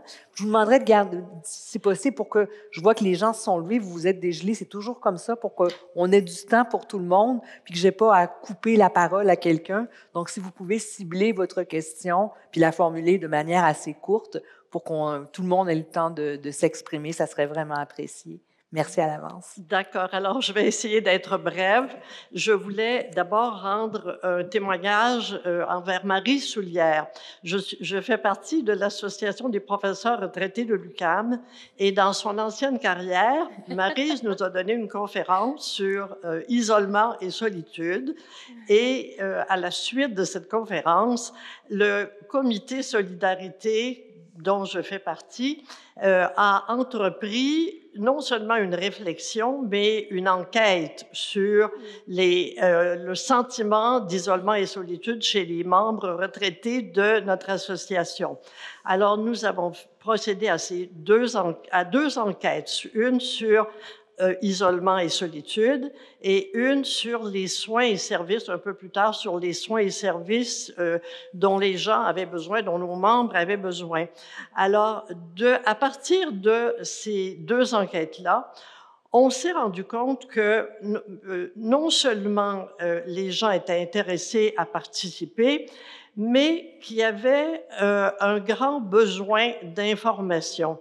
Alors, on essaie de colliger le plus d'informations possible parce que les ressources existent, mais c'est parfois très difficile d'avoir accès à ces ressources. Alors, en en particulier, on a invité Est-ce que vous auriez une question à formuler? Comment? Je m'excuse de vous interrompre, mais est-ce que vous avez une question pour nos panélistes? Oui, alors, Oui. comment rendre plus accessible l'information qui existe, que ce soit sur les proches aidants, sur les aspects juridiques? Il y a une méconnaissance des aspects juridiques, même parmi les gens les plus informés de ce qui existe. Alors, je pense qu'il y a un grand besoin de travailler cette partie de connaissance, d'accès à l'information. Merci pour votre question. Donc, on manque de courroie de transmission, si je résume, là, pour donner aux personnes, pour permettre de bien vieillir, là. Des solutions pour ça? Des pistes intéressantes? Ben, moi c'est une des motivations qui m'a amené à développer ces programmes où, justement, on donne de l'information. Alors, on a travaillé très, très fort avec tous les experts, plein d'experts au Canada, pour développer des programmes sur l'isolement social aussi, où, bon, on a d'autres facteurs. Et après, ben, notre enjeu, comme chercheur, on le sait, c'est toujours après comment on fait pour que ça arrive dans le vrai monde. Et ça, c'est un enjeu majeur parce qu'on développe des belles choses, mais on manque toujours cette espèce de dernière étape où on fait vraiment une différence parce que ça va aller rejoindre les gens. Et c'est pour ça qu'il faut comme chercheur s'interroger, faire de la recherche sur pourquoi ça marche pas. Pourquoi est-ce que ce programme s'est rendu? Là, ça s'est rendu. Là, ça s'est pas rendu. Quels sont les outils pour justement mieux implémenter les programmes? Et on le fait. Je pense, vous avez tout à fait raison. C'est tout à fait important, mais je pense pas qu'il y ait de solution miracle. Puis je crois qu'un des défis aussi, c'est de maintenir cette information-là à jour, parce que si c'est de l'information sur des politiques, des programmes, des choses comme ça, puis là, ça change, c'est plus à jour, c'est pas aidant, tu sais. Donc, je pense qu'il y a ça. Comment réussir à transmettre l'information, mais comment pérenniser dans le temps que l'information reste bonne. 5 ans après, c'est peut-être plus la bonne information qu'il y a là. Donc, comment on réussit à mettre à jour, qui met ça à jour, etc. Je pense que c'est un gros défi. Véronique? Juste, très rapidement, pour l'aspect juridique des choses, je vous conseille le site Éducalois. Je prêche pour ma paroisse, je suis sur le CA. Donc, c'est une mine d'informations extraordinaire, y compris sur les droits des aînés. Qui est mise à jour. Donc. Qui est complètement tout le temps mise à jour. C'est de l'information à jour, juridique, accessible. Je pense que on a une fan ici. Oui, exact. Oui. Ah, moi aussi, vite, c'est l'une des manières dont les personnes qui sont impliquées, qui cherchent les informations, l'une des choses importantes, il y a des programmes qui se développent dans ce sens-là, qu'elles soient mises à profit pour savoir comment on leur présente auprès de qui.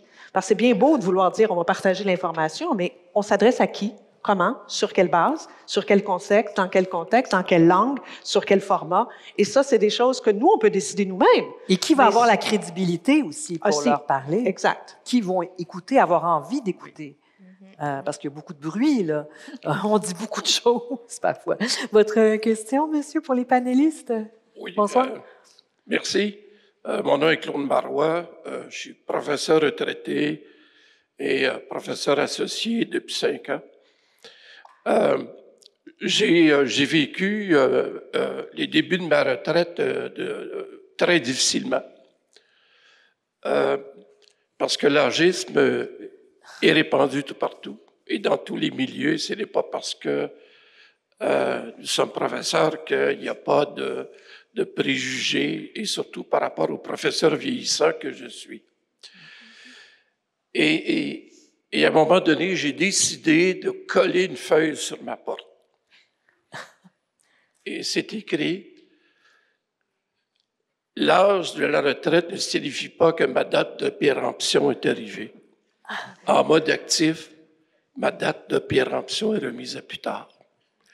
Bref, les Anglais disent « retired, not expired ». Très beau. Les Anglais disent, il y a des T-shirts « retired, not expired ». Voilà. À la retraite, mais pas passé date. J'en ai un, c'est je suis à la retraite, j'ai pas le temps. Mais bon, tout ce que je veux dire, c'est que les associations de retraités en général, je dis bien en général, ont des stratégies et des revendications qui sont surtout orientées sur des activités qui sont très différentes de leur carrière. Vous savez, quand on vieillit, et probablement beaucoup le vivent aussi ou l'ont vécu, c'est le moment de la retraite où on est capable de donner le plus parce qu'on a accumulé beaucoup. Mais c'est le moment le plus difficile à donner. Ouais. Parce qu'il y a des obstacles. Et évidemment, je parle pour les collègues parce que je fais partie d'un groupe de réflexion là-dessus. Est-ce que vous avez une question pour les panélistes? Ben voilà, j'y arrive. Ouais. Si l'épanouissement est le savoir, l'épanouissement aussi est la transmission. Point d'interrogation. S'épanouir dans la transmission du savoir, donc. Oui. Mais moi, j'aimerais ça parler de retraite. Ça m'interpelle pas mal. Parce que le travail, c'est une activité de loisir extraordinairement stimulante. Le travail, c'est très stimulant. On va au travail, on marche, on interagit avec des gens, on est intellectuellement stimulé. Bon, il y a des boulots qui sont pas, mais le travail est extrêmement stimulant. Donc, prendre sa retraite, c'est toute une adaptation, effectivement, pour la plupart des gens. Les études qui ont regardé la retraite, les pays avec différents âges de retraite obligatoire montrent bien qu'il y a une petite chute au niveau cognitif après la retraite. Et ça fait du sens parce que on perd tout un tas de choses quand on prend sa retraite. On a cette chance au Canada qu'on peut rester en activité professionnelle comme on le souhaite. Et je pense qu'il faut tout à fait encourager ça chez les gens qui ont envie de rester au travail, qui restent au travail, parce que c'est une activité où justement on peut non seulement produire, donner, etc., mais aussi transmettre, parce que quand on est au travail, on peut continuer de transmettre à nos collègues. Donc, je pense que des fois, il y a des gens qui vont dire ne prenez surtout pas votre retraite si vous voulez maintenir votre cerveau. C'est pas tout à fait vrai parce qu'il y a des gens qui souhaitent prendre leur retraite puis qui ont beaucoup de bonheur aussi à faire autre chose après leur retraite. Mais je pense qu'il faut quand même reconnaître que le travail peut être quelque chose de très très important qui nous nourrit beaucoup.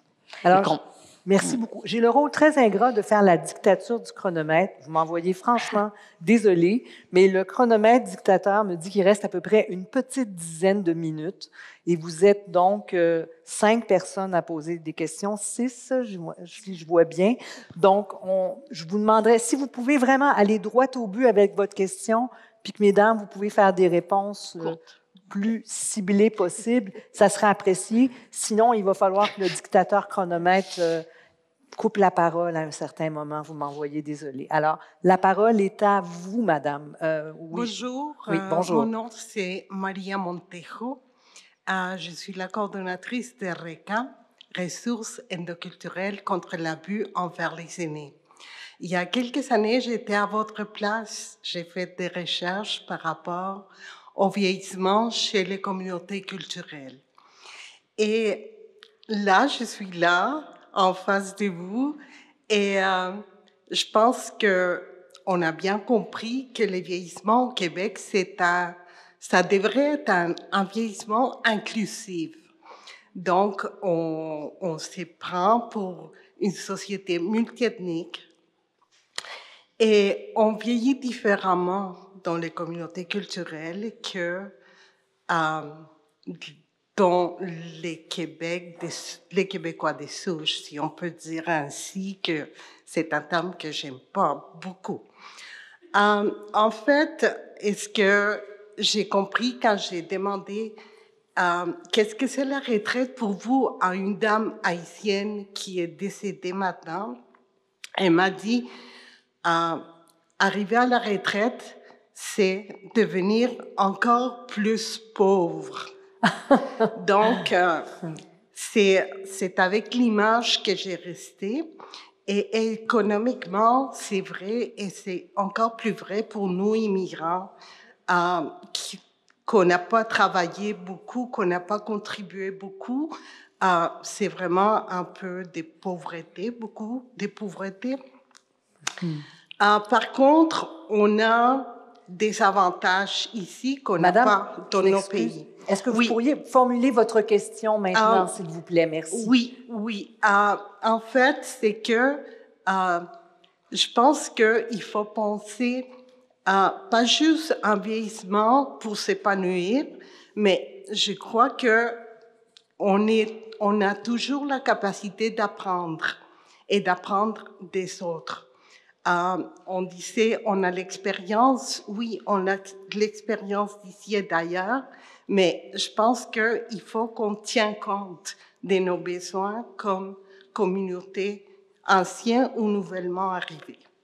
Donc, dans vos recherches, comment vous tenez compte de cette diversité? Une grande question, mais ça en trouve toute une porte qu'on a entrouverte tout à l'heure. Hein. Je pense que vous disiez, c'est d'aller à la base, hein, de revenir vers la base. Puis... Je vais juste rajouter ce que Marie a dit. C'est central, d'autant que cette présumée inclusion, dans les faits, elle se traduit très, très souvent par plus de pauvreté, beaucoup de travail non rémunéré auprès des femmes qui sont arrivées dans des situations de migration qui n'ont pas de travail accumulé. Donc, la retraite, oubliez ça, il n'y a pas les mêmes fonds. Donc, il y a des enjeux de pauvreté, il y a des enjeux d'isolement, il y a des enjeux différents. Ne serait-ce que faire reconnaître le fait de pouvoir parler différentes langues et de pouvoir être servi dans des circonstances où la langue devient un enjeu, pas juste en termes de santé, etc. Donc, c'est un cri absolument central dont tu fais écho, Marielle, parce que c'est vraiment quelque chose qu'on ne peut plus. On ne peut plus faire l'économie de la prise en compte de cette diversité-là des gens et donc de leur vieillissement. Donc, un enjeu à tenir en considération pour développer des pistes de solutions. Merci beaucoup. Monsieur, votre question, s'il vous plaît. Oui, elle s'adresse à Sylvie Belleville. Vous avez mentionné l'importance de l'environnement dans le vieillissement.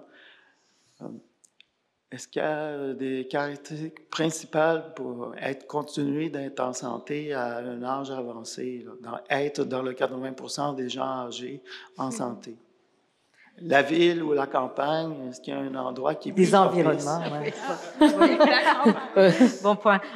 Écoutez, il y a une grande étude récente qui a regardé les facteurs de risque modifiables pour le vieillissement cognitif, que je connais plus, mais ce qui est intéressant, c'est que c'est souvent les mêmes facteurs environnementaux qui sont associés aussi au cancer, aux problèmes cardiovasculaires, etc.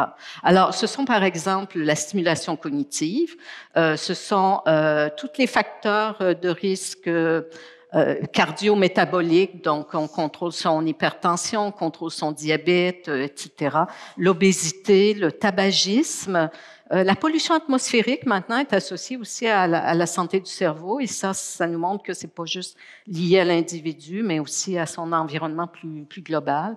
L'alimentation, l'activité physique, mais aussi bien soigner ses yeux, ses oreilles, c'est-à-dire si vous avez des problèmes d'audition comme moi j'ai un petit peu par exemple, portez votre appareil parce que quand on s'isole sensoriellement, on s'isole socialement, on sort plus, on est moins stimulé cognitivement. Il faut que le doyen achète des lunettes, là, ça oui, mais il n'y a pas de miracle, hein, c'est toutes des choses qu'on connaît. Après, on peut avoir des petits péchés mignons aussi, mais c'est essentiellement dans une approche très holistique de la santé. Merci beaucoup. Merci pour votre question. Merci pour votre réponse. Madame, votre question? Oui, bonjour. Bonsoir. Et je suis l'une des membres de RECA. Et ma question à moi, c'est pour Madame Maryse qui travaille dans les CH. Et moi-même, je suis préposée aux bénéficiaires. Je travaille au CH et dans un RPA. Je vois que dans les RPA spéciales, faites passer le message et l'isolement, c'est beaucoup dans les RPA. Il n'y a pas d'activité pour les aînés. Ils sont tous isolés sur un lit. Il pourrait y avoir des membres qui peuvent faire des activités, faire des cinémas, faire des casse-têtes, etc., etc. Alors qu'il y a beaucoup d'isolement, moi j'ai vécu ça. Alors c'est ma question à moi, madame, de faire passer le message au gouvernement, de mettre plus des gens pour faire des activités, pour éviter l'isolement des aînés. Parce qu'ils sont tous isolement, restés dans un lit. Ça lui corrompt. Ouais. Ouais, moi, je suis préposée. Parfois, je les fais marcher, je les fais des activités personnelles avec eux, faire rire. Mais il n'a pas personne qui peut les aider pour sortir de son isolement. Et puis, la famille sont isolés, les parents ne viennent pas le voir. Les proches aidants, on revient là-dessus. Ne viennent pas les voir. Ils sont tous corrompus dans l'isolement. Ben, merci pour votre question, madame. Donc, il y a une solution, Maryse? Oui, ben moi, en tout cas, je prendrais l'occasion pour... Tantôt, je disais, les proches aidants sont importants. J'ai été préposée durant mes études. Et je peux vous dire que les préposés aussi sont très importants. Donc, merci pour le travail que vous faites. Et ce que j'aime aussi dans le commentaire que vous amenez, c'est que je pense ça amène à voir autrement. Tu sais, on parle beaucoup d'isolement social dans les CHSLD. Hein, on a des visions très, très négatives des CHSLD. Mais encore une fois, exactement, il faut voir plus large parce que dans d'autres milieux, les problématiques peuvent se vivre aussi. Même à domicile, quelqu'un qui a plus l'autonomie pour sortir de son duplex au 2e étage, il va être très isolé, il verra pas grand monde dans sa journée. Donc, je pense qu'il faut sortir des images préconçues qu'on a. Et l'autre chose aussi que j'aimerais dire, c'est que je pense aussi qu'il faut éviter... Je pense qu'il faut rejoindre les aînés qui sont isolés alors qu'ils ne veulent pas l'être. Parce que, je fais le lien. Oui. Moi, on avait fait une recherche avec Michel Charpentier sur les personnes aînées qui demeurent seules et il y avait un homme qui, objectivement, était très isolé. Nous, ça nous inquiétait beaucoup, sa situation, parce qu'il voyait pratiquement personne dans sa journée, alors qu'il demeurait justement dans une RPA. Et il avait le choix d'aller prendre les repas en bas dans la salle commune. Il y avait des activités de bingo, tout ça. Et lui nous disait, il avait étudié en philosophie. Et il nous disait, avez-vous déjà lu, je ne sais plus quel philosophe, il disait, pensez-vous vraiment que si je m'en vais manger en bas, il y a quelqu'un qui va être aussi intéressant que je ne sais plus qui. Donc, lui n'avait absolument aucun intérêt pour le bingo. Et lui passait sa journée dans son appartement à lire avec les grands philosophes. Il disait, moi, tu sais, j'ai le temps maintenant, je lis, c'est intéressant. Et puis là, il nous parlait de tout ça. Mais donc, cet homme-là, laissons-le tranquille. Il n'est pas malheureux d'être isolé et mettons nos énergies pour les aînés qui sont isolés parce qu'ils font face à des barrières. Et là, il faut voir comment on peut faire tomber ces barrières-là. Est-ce que c'est d'avoir davantage de personnel dans les milieux d'hébergement? Comment on réussit à sortir les gens du domicile, etc., etc. Voilà. Bien, merci beaucoup pour votre question. Merci pour votre réponse. Théoriquement, je devrais conclure, mais je pense qu'on peut peut-être continuer, puis pour la captation, finir avec les gens qui attendent, qui sont debout, puis qui ont des questions à soumettre. Donc, l'alternance des micros, je pense qu'on est rendu à vous, madame. D'abord, je suis très heureuse de voir que maintenant, les aînés ne sont pas toutes considérés pareils, puis ça dépend des situations, etc. Ça, je pense que c'est un gros pas en avant. Mais là, on a beaucoup parlé de ceux qui ont plus besoin d'aide, mais j'aimerais porter à votre attention peut-être une situation que je connais pas juste chez moi, mais chez d'autres personnes aussi. Des gens aînés qui n'ont pas derrière eux le prestige d'avoir été prof à l'université pour différentes raisons. Dans mon cas, je sais pas mal pourquoi. Mais je me dis, puis quelqu'un qui veut transmettre, parce qu'une activité qu'on peut faire après, puis il y a beaucoup maintenant de gens qui étudient longtemps, là. Alors, une activité qu'on peut faire, c'est d'écrire. Ça, on peut faire ça à la maison, à notre rythme, et puis c'est agréable. Et par contre, quand on vient pour publier, ah ben là, c'est compliqué. Alors, je ne sais pas s'il y a quelque chose... Un éditeur du troisième âge, c'est ça? Une coopérative d'édition? Je ne sais pas, mais moi, là...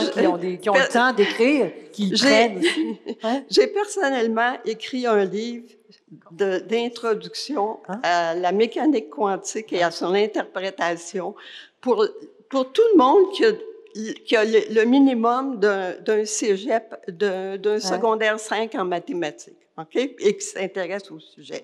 Bien, ça fait 3 ans que j'essaie de publier. Là, c'est rendu que c'est moi qui est obligée de faire le travail de l'éditeur et d'écrire aux gens que je cite dans mon travail pour avoir la permission d'utiliser leur graphique, etc. Bien, savez-vous avec qui je suis en contact maintenant? Les prix Nobel de physique. Alors, donc, votre question, madame, c'est est-ce qu'on pourrait faire quelque chose j'aimerais que vous vous intéressiez aux gens instruits au Québec, parce qu'il y en a aussi. Il n'y a pas juste des gens malades puis qui savent rien. Il y a du monde instruit, puis on a quelque chose à donner aux autres. Qu'est-ce que vous pouvez faire pour ça? Pensez-y. On parlait de mentorat tantôt, ben c'est un exemple. C'est une incarnation. Oui, mais le mentorat, c'est pas pareil, parce que c'est pas nécessairement à notre rythme. On a un rythme là, qui n'est pas le même que quand on avait 20 ans. Et puis, il faut donc faire attention à quand même garder notre santé. D'accord, puis tout ça, puis avoir aussi voir des amis, de la famille. Bon. Alors, c'est tout ça mis ensemble. C'est juste, je voudrais juste vous dire le problème. Vous avez compris le... Oui. Et puis, je ne sais pas qu'est-ce que vous pouvez faire, mais en tout cas, sûrement, vous pouvez avoir des bonnes idées. Merci, madame. Une piste de... Je sais qu'il existe quelque chose qui s'appelle Parole d'aînés, qui vise, c'est un incubateur justement pour. Mais vous, si vous avez plus une publication qui a une visée scientifique que biographique de partager votre vie, mais plus votre science. Je sais pas si ça se qualifie, mais il y a des initiatives. On pourra peut-être vous revenir là-dessus. Merci beaucoup. Plus quelque chose d'universitaire. Merci, madame. Oui, ça marche pas? Oui. Moi, je m'appelle Maryse. Je suis une aînée en état de choc assez récent. J'étais très attirée par le fait que vous organisiez cette rencontre-là, mais vous avez ouvert le sujet dans toutes ses dimensions, la politique, les soins de santé, en tout cas. Être un aîné, c'est une addition de moins. Moi, quand j'allais à l'école, un moins multiplié par un moins, ça devenait un plus. Peut-être on pourrait s'inspirer de ça. Ça, c'est une figure de style, vous conviendrez. Ce qui me vient à l'esprit, ça ne viendra pas du gouvernement, les changements. Moi, je pense que c'est le temps d'une révolution moins tranquille, une nouvelle révolution. Puis, est-ce que des États généraux, ça peut s'organiser? Je pense qu'il faut que ça devienne un groupe de pression, pas politique. Il y a un genre qu'on a perdu de vue, là, savez-vous, c'est lequel? C'est le genre humain. On est tous des humains, quelle que soit notre ethnie, quelle que soit notre origine. Alors, pour moi, je ne sais pas de quelle manière ça serait possible d'en faire cette promotion-là. Tu sais, les RPA, c'est des espèces de tout inclus, genre Club Med, supposément, mais ça construit des images, mais tellement stéréotypées, puis on ne parle qu'à partir de nos clichés. Fait que je me dis, moi, si on pouvait restaurer le genre humain, puis la même affaire, tu sais, il y a des modes de recyclage, hein? On recycle tout parce qu'on ne veut pas perdre, mais les aînés, on ne les recycle pas, eux autres. On les laisse crever. Mais tu sais, c'est des concepts qui peuvent être mis en application. Merci. Des États généraux, ça s'organise, ça, Véronique? Oui, mais là, elle veut que ça parte de la base. Fait que moi, ça pourrait pas être les décideurs qui s'en mêlent. Moi, j'ai une idée là-dessus, mais il y aurait une impulsion politique. Moi, je pense, c'est une idée à quoi je crois beaucoup, que ce serait génial qu'il y ait une commission de participation citoyenne transpartisane sur des questions. Je me souviens de vous, Madame Yvon, lors d'une conférence, je pense que c'est organisé par les missions étrangères. Est-ce que c'est vous qui avez parlé des claims? Ou c'est pas vous, peut-être, non, en tout cas? Je pense pas. Mais c'était quelqu'un qui était en politique. Mais en tout cas, je cherche juste à trouver un moyen de regrouper... je sais pas d'où ça pourrait partir, là, tu sais, parce que la FADOC, toutes ces choses-là deviennent des clichés. Je pense que Sylvie Belleville a un commentaire pour vous. Oui, je voulais juste, je rejoins ça, je suis très excitée, là. Mais c'est parce qu'il y a eu effectivement, je pense, une proposition d'une table transpartisane sur les aînés. Moi, je ferais très attention, par contre, que ça ne devienne pas justement un exercice lié aux soins de santé, par exemple, que ça soit... Parce que ce que j'entends, puis c'est tout... Et ce qu'on a parlé, c'est toute la diversité puis la richesse aussi, puis comment prendre sa place, comment contribuer, etc. Puis on dirait que c'est ça qui va manquer. J'ai peur que ça manque. J'ai peur que ça prenne j'aurais peur que ça prenne une optique qui est peut-être pas celle que vous voulez. Donc, peut-être qu'il faut que ça parte de la base, effectivement, puis vous m'invitez, je vais y aller. Merci. J'ai fait partie d'un groupe qui a fondé la Maison des enfants de l'île de Montréal, qui existe toujours aujourd'hui. Oui. C'était tous des bénévoles. Et comment c'est parti? C'est en demandant aux enfants, s'il y avait une maison des enfants, comment aimerais-tu qu'elle soit? Qu'aimerais-tu y voir? Qui aimerais-tu y trouver? La maison a été établie sur cette base-là. Il faut que vous fassiez la même chose maintenant, mais pour à l'autre bout du spectre de la vie. Vous l'avez, votre réponse. Merci beaucoup. Alors, dernier commentaire, question de la salle. Oui, donc merci en premier lieu à chacune de vous. Une réflexion très riche que vous avez apportée qui ouvre sur plusieurs aspects. Ce qui me préoccupe, c'est plus que simplement le politique, qui a toute sa place évidemment, avec toutes ses influences et tendances, mais quelle est la part des médias, des journalistes sur les valeurs véhiculées dans notre culture québécoise et multiculturelle? Et comment sortir des schémas du vieillissement?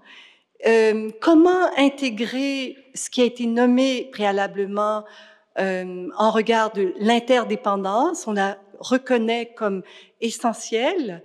Depuis longtemps, des recherches sont faites à ce sujet.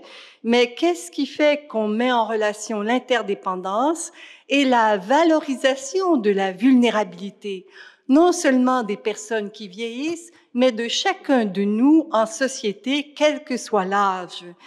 Et pour aller à partir de la base, ne sommes-nous pas une base ici, aujourd'hui?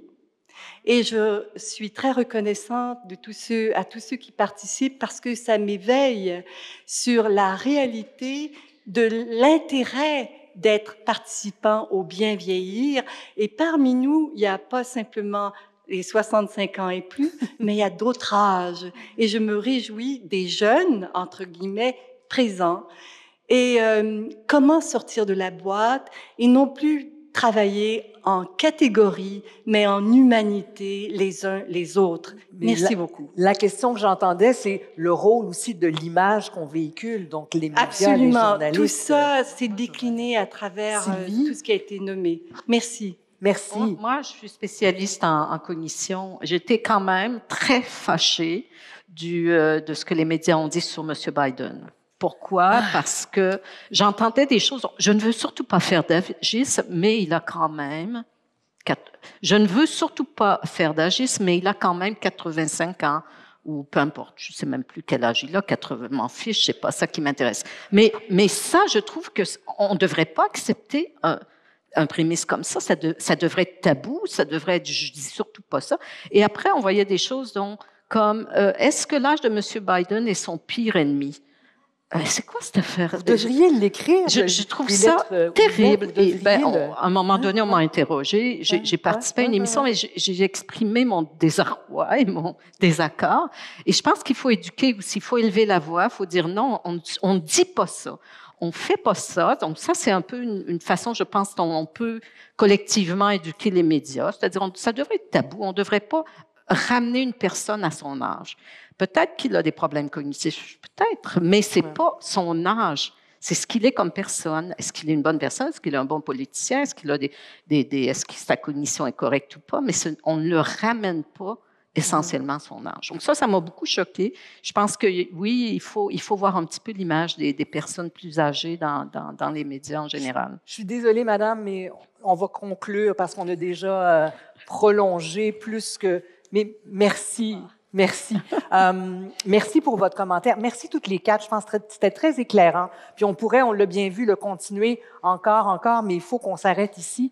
Puis avant de vous laisser partir, j'aimerais que vous nous résumiez le plus simplement possible qu'est-ce que vous aimeriez qu'on retienne de ce que vous nous avez dit ce soir. Est-ce qu'il y a un élément en particulier que vous aimeriez qu'on se rappelle quand on va partir puis qu'on va dire « j'ai vu ce soir Sylvie Belleville, je l'ai entendu, j'ai entendu Lynne Grenier, j'ai entendu Véronique Yvon, j'ai entendu Marie Soulière. Qu'est-ce que vous aimeriez qu'on retienne de ce que vous avez dit? Qui veut commencer? Sylvie? Ben, moi, je veux commencer. Je veux dire, vous devriez retenir qu'il faut être fier, heureux, content d'être âgé, parce que ça veut dire qu'on n'est pas décédé à 45 ans. Et il ne faut pas être invisible. Merci. Moi, je garderais, je vous demanderais à tout le monde de garder en tête l'idée que vieillissement, ça se met avec un S, c'est pluriel, ça s'inscrit dans des conditions spécifiques, ça peut être positif comme moins positif, ça dépend de comment on le définit, mais que l'essentiel, c'est de penser que ça peut, les transformations, y compris dans le discours médiatique, y compris dans le discours public, ça passe par nous, ça passe par tout le monde, qui va refuser l'agisme, qui va proposer d'autres manières de le travailler. Ben moi, ça va un peu dans le même sens, mais je vous dirais que vous avez un rôle fondamental, un pouvoir fondamental. Puis je pense que les États généraux, on est peut-être en train de les créer ici ce soir. Ce serait extraordinaire. Peut-être que Madame va s'installer puis avoir une liste de ceux qui ont le goût de s'impliquer pour que ça parte de la base justement pour venir influencer. Vous avez entre vos mains le pouvoir citoyen, c'est le pouvoir le plus fort. Et il y a plein de manières de contrer certaines politiques trop centralisées ou certains pouvoirs médiatiques qui en ont trop large, c'est de le saisir aussi, puis d'écrire une lettre ouverte pour dire justement qu'on a un point de vue différent, puis de partir une initiative citoyenne d'États généraux. Vous savez, je prends juste l'exemple de l'école ensemble. C'est un mouvement pour revaloriser l'école publique, puis tout ça, mais je veux dire, ils sont partis un petit groupe, puis finalement, ils ont fait une tournée du Québec, puis finalement, ben, ils ont de plus en plus d'influence. Donc, moi, je pense qu'il faut jamais minimiser le pouvoir citoyen pour influencer les politiques publiques. Fait que ce serait extraordinaire que la suite du monde se soit dessiné ici ce soir sur la réflexion sur le vieillissement. Il faut toujours avoir de l'ambition, fait que c'est ça que je vous lance ce soir. Mais merci. Marie. Ben moi, je reviens, je disais tantôt le travail social. Pour moi, le bien vieillir, il y a une partie qui relève des individus. On en a parlé tantôt, il y a des choses qu'on peut faire, puis c'est sûr qu'à choisir, on aimerait tous vieillir en santé plutôt que malade, là, on se comprend. Donc, il y a des choses qui appartiennent à l'individu, mais aussi à la société. Puis je pense que c'est cet équilibre-là qu'il faut pas oublier. Mais je reviendrai aussi à quelqu'un qui a dit on est tous des humains. Puis ça m'a aussi marqué parce que à la fois comme clinicienne, comme travailleuse sociale, mais aussi comme chercheur, quand je rencontrais les aînés, la majorité du temps, leur qualité de vie, leur bien vieillir, c'était lié à l'humain. Rarement, ils me parlaient de la couleur de peinture dans leur chambre, ils me parlaient de soit des employés, soit de leurs proches aidants, soit de leur famille, etc. Donc, je pense que ça revient aussi à ça. Et pour vous, donc, et pour les personnes aînées autour de vous, je pense que c'est à garder en tête aussi. Bien, merci toutes les quatre. Merci à vous aussi. Et désolée de vous avoir bousculé dans les questions, mais pour que les discussions avancent, merci de votre participation, c'est précieux. Puis bonne soirée tout le monde. Merci encore.